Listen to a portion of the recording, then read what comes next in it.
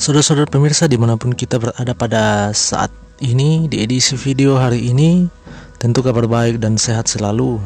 Salam unik edukasi kepada kita semua pemirsa dimanapun kita berada, dalam senantiasa boleh menyaksikan channel ini pada saat ini dalam kondisi apapun itu, baik itu berupa video kehidupan sehari-hari, materi-materi edukasi dan tutorial, maupun video yang lainnya. Terima kasih atas dukungan dari pemirsa UDK Education Channel, subscriber, like, komentar dari semua atas channel ini. Semoga bisa selalu memberikan yang terbaik untuk kita semua. Baiklah, pada edisi channel hari ini kita akan membahas tentang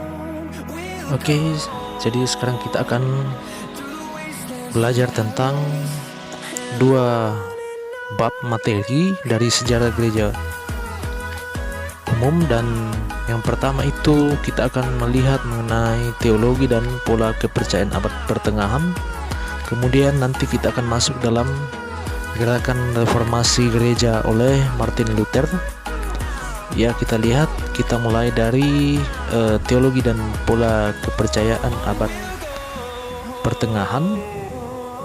Itu dimulai dengan adanya teologi skolastik. Dan teologi ini adalah teologi abad pertengahan yang banyak dikembangkan oleh para sarjana dalam sekolah-sekolah tinggi pada saat itu, atau kalau misalnya saat ini itu adalah universitas. Dan pokok utama pemikiran teologi skolastik sendiri adalah bagaimana hubungan antara penyataan Tuhan dengan akal budi manusia atau gereja, ya. Bagaimana hubungan antara penyataan Tuhan atau gereja dengan akal budi manusia atau filsafat. Nah, kita lihat ada beberapa tokoh teologi skolastik pada saat itu. Yang pertama adalah Anselmus. Itu kurang lebih dia hidup pada tahun 1100. Diperkirakan dia itu menuliskan tulisannya yang berjudul "Apa sebabnya Allah menjadi manusia?" Apa sebabnya Allah menjadi manusia? Nah, apa sebabnya Allah menjadi manusia?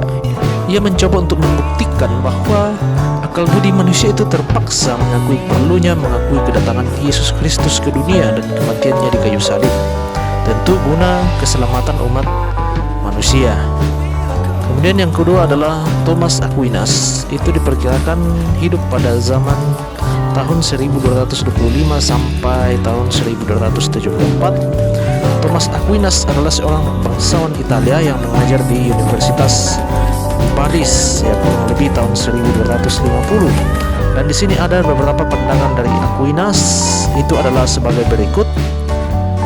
Ya, tentu yang pertama adalah tujuan utama seluruh penyelidikan teologis adalah untuk mencapai pengetahuan yang benar tentang Allah, yaitu mengetahui tentang keberadaannya, ingin mengetahui tentang kekuasaannya, kemahatauannya, dan kekalannya. Kemudian yang kedua adalah pemahaman mengenai Allah tersebut hanya dapat diperoleh melalui ajaran bapak-bapak gereja, konsili-konsili gereja, dan tradisi gereja.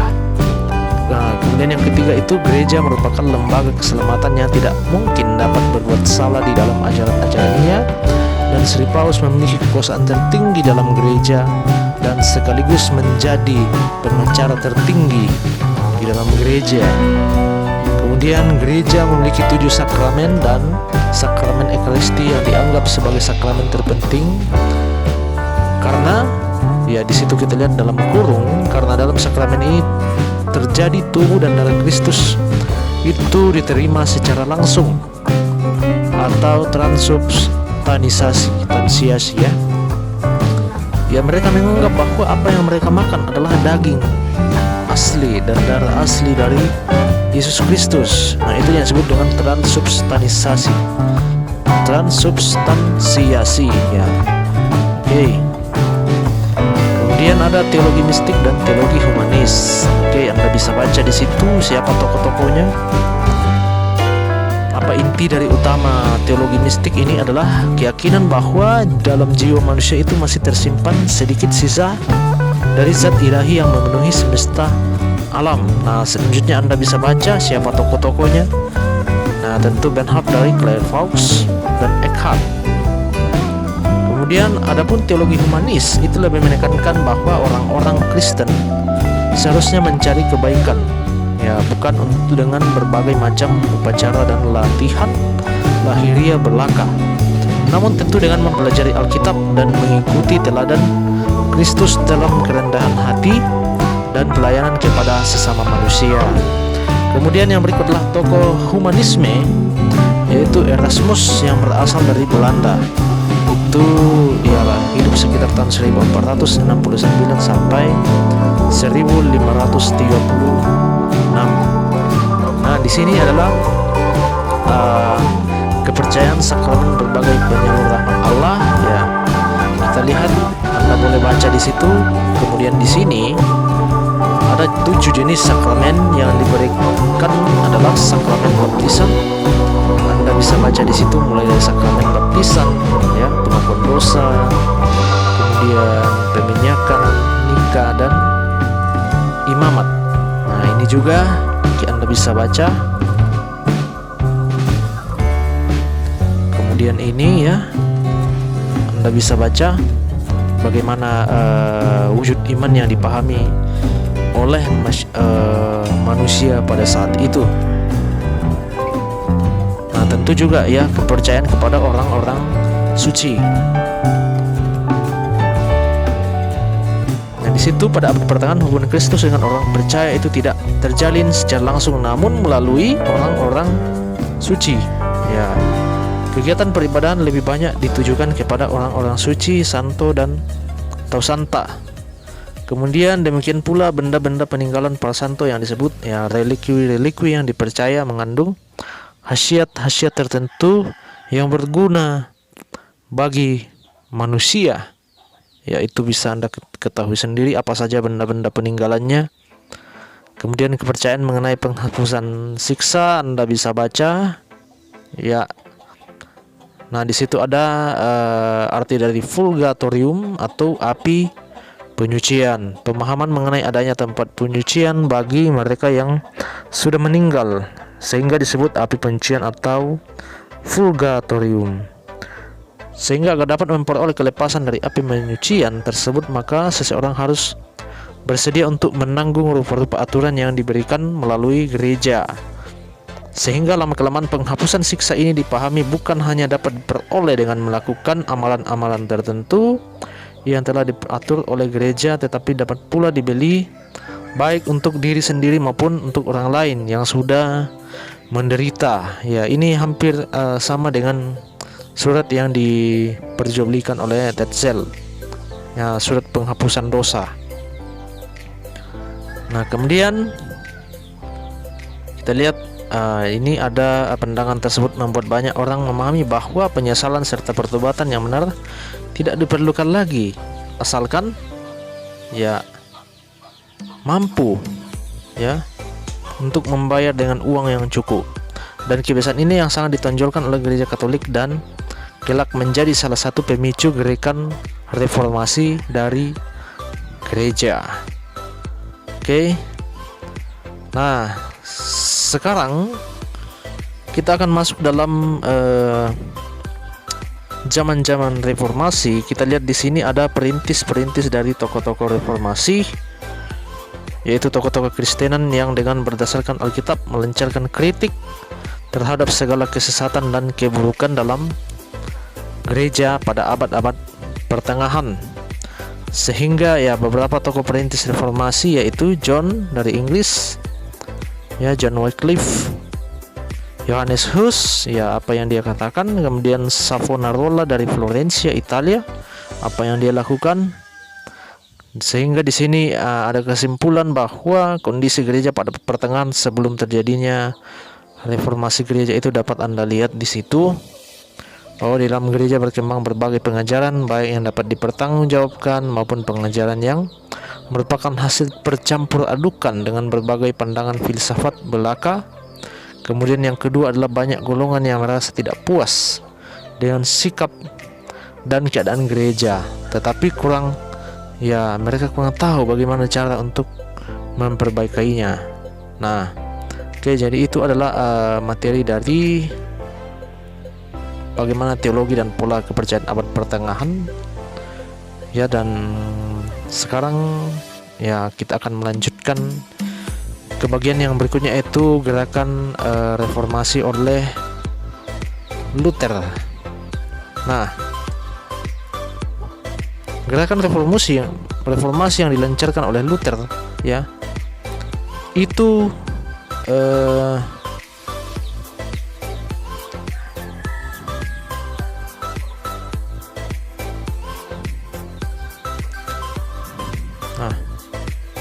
saya ulangi, gerakan reformasi Luther, ya.